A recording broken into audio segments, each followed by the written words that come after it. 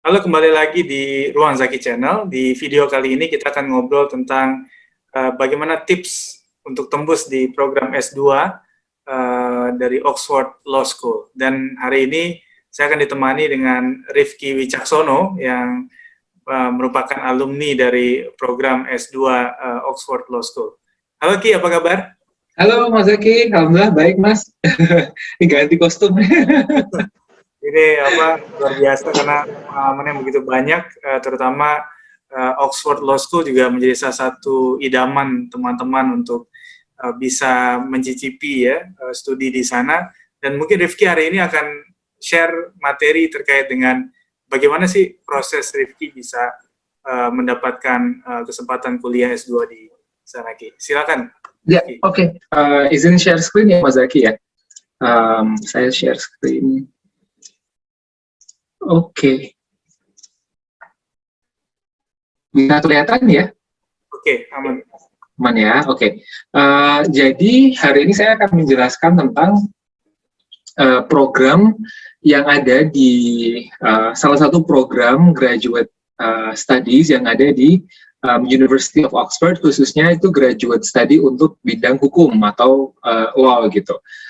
Jadi mungkin sekedar informasi sebenarnya graduate studies di Oxford itu tidak hanya programnya itu bukan hanya magister juris, ada program-program lain gitu. Contohnya misalnya program MPhil, Master in Philosophy gitu ya, tapi Master of Philosophy in Law gitu. Nah, apa sih bedanya MPhil dengan MJur gitu ya, atau Magister Juris? Perbedaannya adalah bahwa Magister Juris ini adalah program yang sifatnya by course gitu. Jadi memang selama durasi programnya ini, mahasiswa yang terdaftar akan menjalani kuliah selama 1 tahun, dan dibandingkan dengan MPhil, kalau MPhil itu selama 1 tahun mereka melakukan research.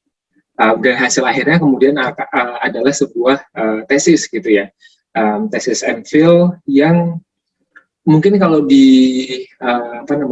dari halamannya itu mungkin sekitar 50-an halaman gitu, 50 sampai maksimal mungkin 100 halaman ya, saya agak lupa yang kalau MPhil, tapi output dari MPhil itu adalah sebuah tesis gitu, MPhil thesis. Nah, kalau mungkin teman-teman di Indonesia kebanyakan sepertinya sih saya melihat lebih banyak yang tertarik untuk mengambil master degree yang sifatnya itu by course, seperti Magister Juris. Jadi saya hari ini akan menjelaskan tentang program MJur yang saya kebetulan juga alumni. Nah, mungkin ada beberapa hal unik ya yang saya bisa jelaskan tentang program MJur ini gitu. Jadi yang pertama, kalau teman-teman melihat di sini di sisi kanan itu jadi program expected length-nya ini 10 bulan ya. Jadi berbeda dengan berbeda dengan program master atau magister ilmu hukum atau MKN yang ada di Indonesia. Jadi memang durasinya lebih singkat karena cuma 10 bulan gitu. Nah, kemudian hal lain yang menarik dari program MJur ini, sebentar. Ya, hal lain yang menarik dari program MJur ini adalah bahwa jumlah mahasiswanya itu cukup sedikit gitu. Jadi ini kebetulan saya juga ada di kalau mau baca lebih lanjut tentang ini ya, cerita saya selama kuliah itu ada nih, kalau teman-teman buka googling nih, Magister Juris gitu ya, Magister Juris Oxford Law gitu, nanti salah satu link yang muncul ini yang law.ox.ac.uk. Nah, nanti teman-teman bisa juga baca artikel yang sempat saya tulis lah tentang pengalaman saya kuliah di sana. Ini masih ada, alhamdulillah masih disimpan. Nah, ini nanti teman-teman bisa baca lebih detail gitu. Saya ada informasi yang cukup detail tentang alasan saya mengambil program master ini dibandingkan mungkin pada saat itu program-program master yang lain. Nah, balik lagi ke sini, jadi teman-teman lihat di sini, jadi jumlah total mahasiswa yang bisa terdaftar di program MJur itu maksimal hanya 50. Jadi ini mungkin berbeda kalau teman-teman nonton video Ruang Zaki yang tentang ini ya, pendaftaran, cara mendaftar dan proses seleksi untuk Harvard LLM. Kalau Harvard LLM, kemarin kita sempat ngobrol itu maksimal 150 mahasiswa dari seluruh dunia. Nah, kalau ini hanya 50. Cuman yang bikin ini tambah unik lagi adalah bahwa MJUR ini hanya terbuka untuk orang-orang yang first law degree-nya itu di negara yang sistemnya civil law. Jadi orang-orang yang dari Amerika, dari Inggris, mereka daftarnya bukan ke program MJUR gitu. Jadi bisa dibilang sebenarnya juga persaingannya bisa dibilang tidak, bukan, saya nggak mau bilang tidak seketat ya, tetapi jumlah orang yang untuk program ini jauh lebih sedikit dibandingkan dengan Harvard LLM, karena kalau Harvard LLM itu semua orang daftarnya ke situ ya, mau itu mereka dari common law, dari civil law, itu nggak ngaruh. Kalau MJUR itu hanya untuk yang berasal dari civil law countries, jadi Indonesia, ya Prancis, Belanda, pokoknya itulah turunan-turunan civil law countries gitu ya. Nah itu makanya juga jumlah aplikannya di sini kalau dilihat sebenarnya lumayan banyak, tapi nggak banyak banget Mas Zaki. Jadi sekitar 340, hampir 350 ya. Jadi sebenarnya kalau dilihat rasionya kan 50 per, kita bulatkan misalnya 350, ya itu berarti kan 1:7 ya. Jadi kalau dipikir-pikir sebenarnya nggak seserem itu gitu. Untuk bisa ada, gitu sih Mas Zaki. Mungkin ada lain Mas yang mau di ini? Oke, mungkin lebih ke bagaimana persyaratan administrasi itu yang kemudian dibutuhkan dari mungkin IELTS, TOEFL, kemudian CV dan lain sebagainya. Ya, oke. Nah, kalau terkait dengan persyaratan itu teman-teman bisa googling website yang saya tunjukkan sekarang ini, itu tinggal googling entry requirements for Magister Juris University of Oxford gitu ya. Nanti akan muncul website ini gitu. Nah, di sini itu sudah dijelaskan nih di sini Mas. Jadi ada bagian tentang ini ya, entry requirements yang ada tentang about-nya, kalau about itu tentang course-nya bagaimana gitu ya.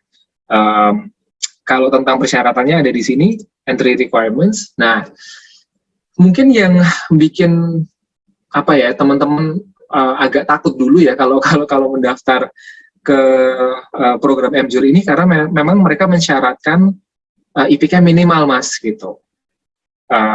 Jadi kalau misalnya di sistem penilaian di UK itu tidak menggunakan GPA, jadi mereka bilangnya ini first class undergraduate degree with honors in law. Itu kayak ibaratnya kayak summa cum laude lah, jadi lulus dengan predikat akademik tertinggi gitu, itu kalau di Inggris. Nah, jadi kalau itu dikonversi ke IPK, di sini dijelaskan, walaupun di sini bilangnya USA, tetapi ini juga apply nggak cuma ke US Mas, jadi ini negara-negara lain yang menggunakan sistem GPA juga menggunakan konversi ini. Nah, itu IPK minimalnya mereka minta 3,7 dari 4 gitu, Mas. Jadi mungkin itu saya mau bilang sih bisa jadi motivasi buat teman-teman lain mahasiswa yang masih kuliah sekarang itu, apalagi yang di kelasnya Mas Zaki ya, buat semangat gitu kuliahnya untuk bisa ngejar IPK minimal ini gitu. Kalau udah dapat 3,7 ya insya Allah bisa nih daftar ke program ini. Nah, selain itu, tadi juga disebutkan tentang ini ya, English requirement itu kalau Oxford itu mereka lebih fleksibel, jadi mereka menerima ya berbagai macam standar lah untuk kemampuan bahasa Inggris gitu Mas. Nah ini udah ada dijelaskan di sini. Minimum overall score-nya 7,5, jadi band overall-nya 7,5, dan tidak boleh ada yang di bawah 7. Nah, kalau misalnya untuk yang TOEFL IBT, ini cukup tinggi, itu minimumnya 110 dari 120, dan ini ada masing-masing ada minimum komponennya. Listening 22, reading 24, speaking 25, writing 24. Nah, ini ada lagi mungkin tes-tes yang kalau di Indonesia kita nggak begitu banyak yang ambil ya. CAE atau CPE ini dari Cambridge yang provide. Jadi CAE ini Cambridge English Advanced Certificate of Proficiency. Kalau yang ini CPE ini yang Certificate of Proficiency ya. Inilah. Jadi itu ada C1, C2. Engineering. Tapi ya ini kayaknya teman-teman kalau di Indonesia jarang lah yang ambil ini. Kemudian kalau misalnya kita ngomongin tentang supporting documents yang lain, itu jelas diminta ini ya, references atau letter of recommendation. Seingat saya minimal 2, minimal 2, tetapi maksimal kalau tidak salah 3 apa ya, 3 atau ya kalau nggak. Nanti ini kalau udah bikin account bisa lihat. Tapi kalau nggak salah minimal 2 references dan 1 itu minimal harus ada yang dari akademisi gitu Mas. Dan kemudian juga ada official transcript. Nah, ini sih untungnya nggak ada interview ya, jadi tidak ada interview untuk proses seleksi ini gitu. Dan yang terakhir kayaknya ada personal statement juga, tapi mungkin di sini belum dicantumkan. Tetapi personal statementnya hanya sedikit. Lalu yang terakhir ada yang terakhir itu ada sample of academic writing. Jadi mereka meminta kita untuk memberikan sampel tulisan akademis kita, apakah misalnya kita pernah publikasi jurnal, atau pada saat saya apply dulu karena belum punya publikasi, jadi menggunakan ini skripsi saya gitu Mas. Jadi menggunakan excerpt dari skripsi. Gitu Mas Eki. Ya, terkait dengan ini konsentrasi kita belajar hukum apa aja, itu kira-kira di program ini apa aja yang di-provide? Oke. Nah ini tadi tentang dokumen-dokumennya saya baru lihat baru ingat ini detailnya ada di sini ya Mas ya, di how to apply Mas. Kalau tentang tadi persyaratan administratifnya nanti ini dijelaskan ya, ada official transcript, CV, personal statement ini maksimum 300 kata. Dia jelasin di sini. Nah, ini ada written work atau academic writing maksimum 2000 kata. Dan kemudian references. Oh, ternyata ini harus 3. Jadi sekarang sudah mereka minta itu 3 gitu. Dan dibilang bahwa itu academic references are strongly preferred. Jadi mereka lebih prefer ke yang sifatnya akademis, jadi dari dosen gitu misalnya. Terus ini ada step-stepnya. Terus kalau udah bisa apply nanti bisa klik di sini apply gitu. Oke. Nah, tadi kalau terkait dengan ini ya Mas, konsentrasi. Nah, ini juga yang menarik dari struktur program Oxford itu, lagi-lagi mereka nggak ada ini Mas, mereka nggak ada konsentrasi. Jadi berbeda dengan program magister di Indonesia yang mungkin ada konsentrasi misalnya di bidang hukum bisnis gitu. Jadi kalau ambil konsentrasi hukum bisnis ya kita ambil mata kuliah yang di bawah departemen tersebut, atau misalnya ambil hukum pidana ya kita ambil mata kuliah yang pidana gitu misal. Nah kalau di Oxford ini bebas Mas, jadi mahasiswa itu diberi apa aja, jadi bisa mix and match. Kalau misalnya memang memiliki interest yang diverse, mau gabung antara misalnya international law, criminal law, terus mau ngambil competition law, terus yang terakhir misalnya mau ngambil negotiation gitu, nggak masalah gitu. Bisa di mix and match. Nah, cuman memang juga yang menjadi unik dari program MJUR ini, ada hal yang memang itu hanya available di Oxford Mas, di program MJUR Oxford ini Mas, yaitu kesempatan untuk melakukan yang namanya tutorial Mas Zaki. Jadi kalau di Oxford itu mereka memang sangat terkenal ya dengan sistem tutorial. Jadi tutorial ini bukan dengan kakak tingkat gitu ya, bukan kayak tutorial di sini, tetapi kalau di sana itu tutorial itu dengan dosennya langsung. Jadi itu salah satu hal yang membuat saya tertarik nih ke program MJUR Mas, karena di sistem tutorial itu intinya setiap minggu kita nanti akan diminta untuk menulis sebuah essay, oke? Dan kemudian setelah kita mengumpulkan essay-nya di minggu depannya, nanti kita bersama dengan maksimal 3 teman lain, jadi berempat maksimal paling banyak, itu kita akan mendapatkan kesempatan untuk diskusi dengan dosen kita gitu selama 1 jam sampai 90 menit gitu, 60 sampai 90 menit. Nah, dan kemudian di pertemuan tersebut kita harus mempresentasikan argumentasi kita berdasarkan paper yang sudah ditulis, dan kita nanti akan harus mendefend kalau argumen kita di-challenge baik oleh profesor maupun oleh peers. Nah, jadi apa ya Mas ya, atmosfer akademisnya itu benar-benar hidup Mas Zaki melalui sistem tutorial ini gitu. Karena setiap minggu kita dituntut, jadi rasanya itu kayak hampir setiap minggu kayak apa ya, mau dibilang ya mungkin mirip dengan sidang pendadaran atau sidang ujian skripsi gitu, walaupun mungkin nggak seberat itu ya, karena atmosfernya juga lebih rileks gitu, lebih santai. Kita ketemu biasanya di ruangannya profesor kita atau kadang-kadang di luar gitu ya. Jadi atmosfer akademisnya itu sangat terasa. Nah, yang terakhir tadi tentang struktur program, yang ini juga memang unik ya. Jadi program MJUR ini juga dibagi ke 3 term atau trimester, berbeda dengan di Indonesia yang 2 semester ya dalam 1 tahun. Kalau mereka itu trimester atau 3 term, dan bahkan masing-masing term itu punya namanya, Mas. Ini juga cukup unik. Dan ini by the way berlaku maksudnya memang ini kalender akademik di Oxford di semua program seperti ini. Jadi ada term yang pertama, mulainya bulan September, itu namanya Michaelmas term. Kemudian term yang kedua, itu mulainya Februari kalau nggak salah, atau akhir Januari, itu namanya Hillary term. Terus yang terakhir, itu namanya Trinity term, gitu. Nah, Trinity term ini nanti, jadi bedanya, kalau mungkin di program S2 di Indonesia, itu kan setiap semester kita mengambil mata kuliah yang berbeda, Mas. Jadi misalnya 24 SKS di semester 1, 24 SKS semester 2, jadi masing-masing semester itu kita mengambil mata kuliah yang berbeda-beda. Ujiannya itu di akhir semester ya, Mas ya.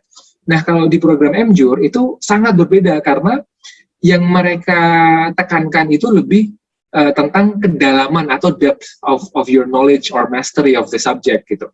Jadi kita dalam setahun bisa mengambil 4 mata kuliah atau 4 options kalau namanya di program ini. Dan selama setahun kita full mendalami hanya 4 mata kuliah ini, Mas.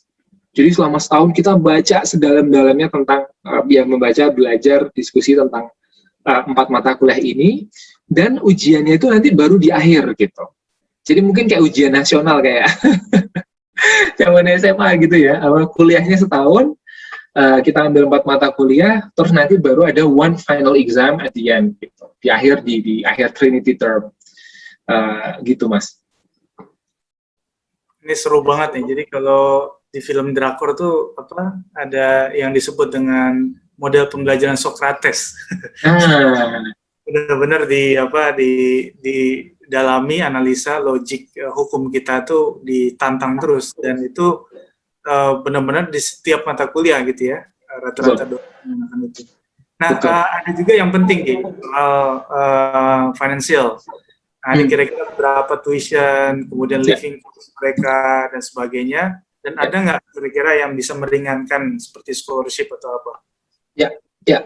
Jadi ini terkait dengan funding ya, atau financial requirements itu ada di sini. Jadi ini udah enak banget lah, websitenya itu hampir semua informasi yang relevan udah ada semua, teman-teman di sini tinggal pilih mau nyari yang mana ya. Ini di heading di atasnya. Nah, kalau tentang funding dan fees itu ada di sini, funding and cost ya. Nah, jadi memang salah satu hal yang saya juga sangat apresiasi dari Oxford adalah mereka sangat generous, Mas Zaki, dalam memberikan scholarships gitu. Jadi scholarship ini umumnya teman-teman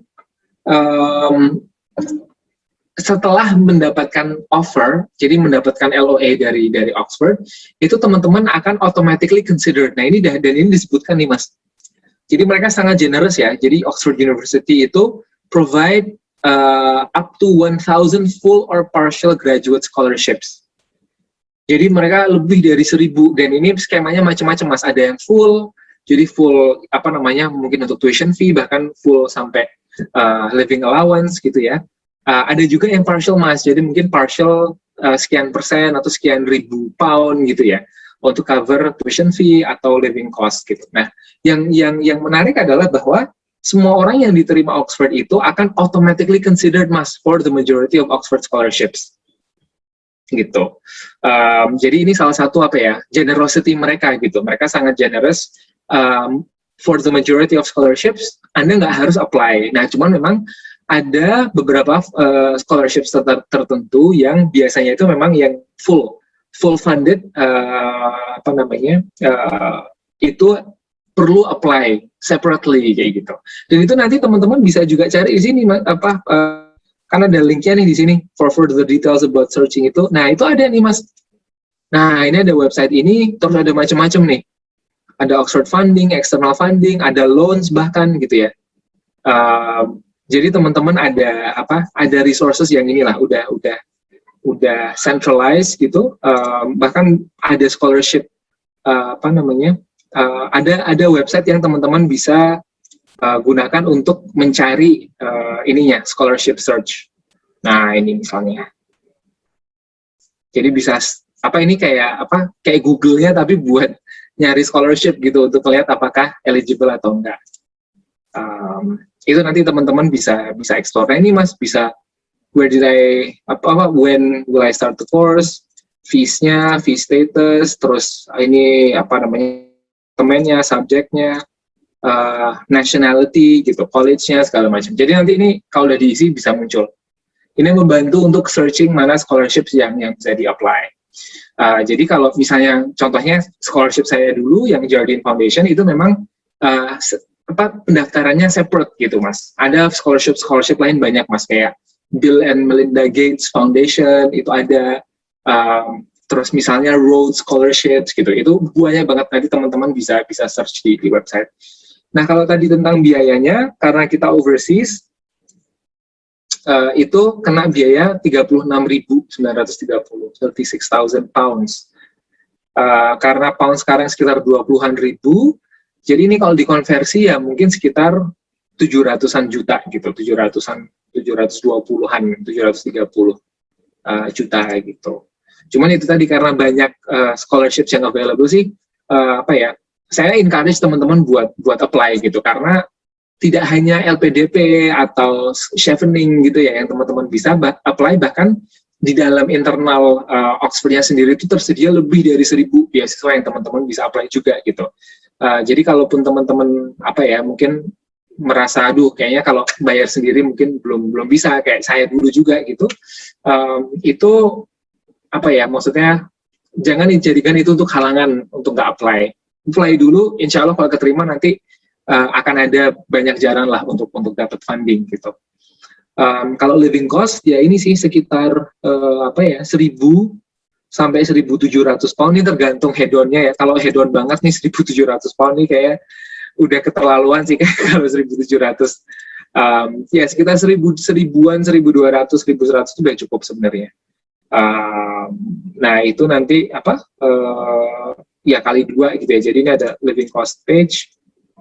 Jadi buat living cost, nah ini ada. Kalau buat 9 months, berarti sekitar kalau yang lower range ya kita ambil, jadi nggak terlalu hedon gitu, itu 10.000-an pound. Ya sekitar berarti 200-an juta. Gitu Mas Zaki. Jadi paling nggak 1M itu harus siap-siap lah ya.